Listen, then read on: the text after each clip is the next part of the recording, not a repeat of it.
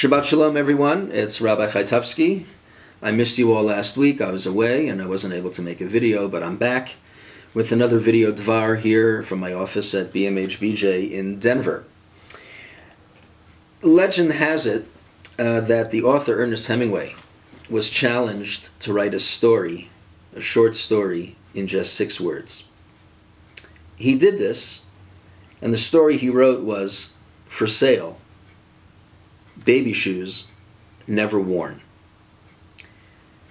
Now that spurred a whole bunch of controversy and much interest, and even today there's an organization that dedicates itself to something called the 6-word memoir. I wondered if you thought about it for a second, and you thought about what's the shortest book you could ever write. And I'm sure that most of us would not think of the answer that I'm going to give, but the shortest book is actually contained in the Torah, in this week's Torah portion. It's a book that just comprises 2 verses. It's a book that only has in it 19 words. And let me share the contents of the book with you. It's at the very end of chapter 10 in this week's Torah portion of Behaalotecha. And it says, Vayihi ben Sawa ha'aron vayomer Moshe, that when the ark would travel, when the ark would journey, Moses would say, or Moses said, Kuma Adonai v'yafutzu ayvecha v'yanusu misanecha mipanecha. Arise, O Lord, and scatter the enemies from before you, and let those who hate you flee from you. Uvnucho yomar shuva Adonai revivot alfei Yisrael. And then when the ark came to rest, he would say, Reside tranquilly, O Lord, among the myriad thousands of Israel.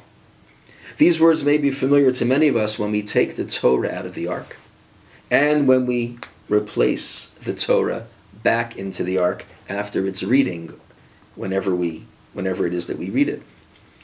The fact is, this is considered a book unto itself in the Torah. Our tradition says this is a 2-verse, 19-word book. And even in the Torah itself, it is marked off with these inverted nun letters. And you can look at any Torah text and you would see the inverted nuns marking off these 2 verses. They are special. And the rabbi said this is a book. In fact, the rabbis say that it takes the book of Bamidbar and divides it into 3 books. The first book being from the beginning of the book until chapter 10, verse 34. And then the second book are these 2 verses, chapter 10, 35 and 36. And then the third book of Bamidbar is chapter 11, all the way to the end of the book. So we normally think of having 5 books of the Torah, but actually, according to this, there are 7 books of the Torah. Genesis, Exodus, Leviticus, Numbers A, Numbers B, Numbers C, and Deuteronomy. All told, 7 books.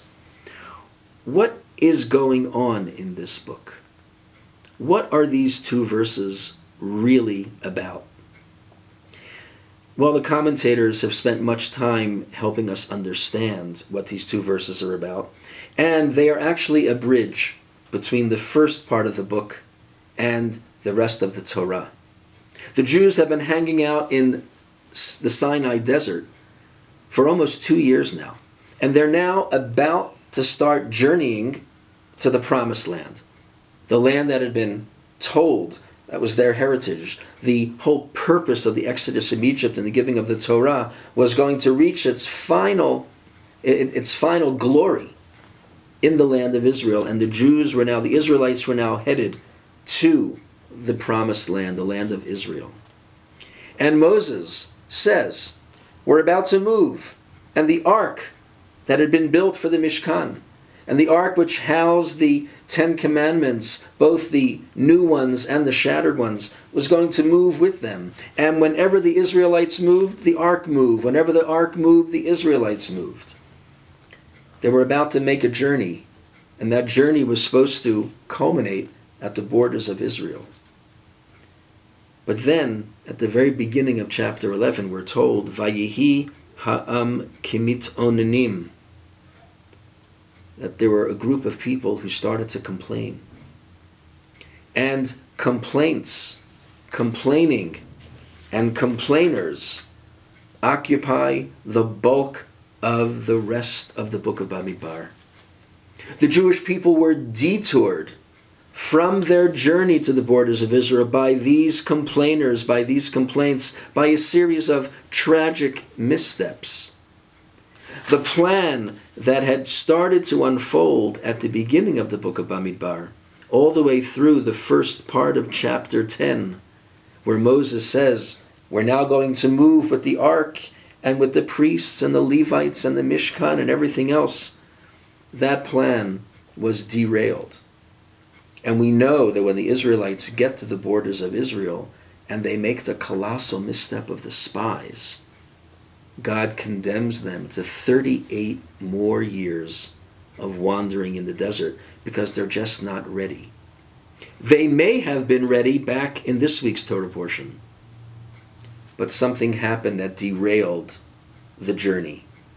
And this little book of 2 verses and 19 words is a hope and a prayer that we need to recapture the feeling of unity and the feeling of Torah and the feeling of closeness to God that will accompany us not only on the journey to Israel, but once we are in Israel. That hope and prayer is still very much alive today because we're not quite there yet. But we have every reason to believe that with our help, with our hard work, and with God's help, we will make it. We will make it to that glorious day. Once again, back in Israel, with Torah, with a certain closeness to God, and with a feeling of being part of the entire people of Israel. Shabbat Shalom.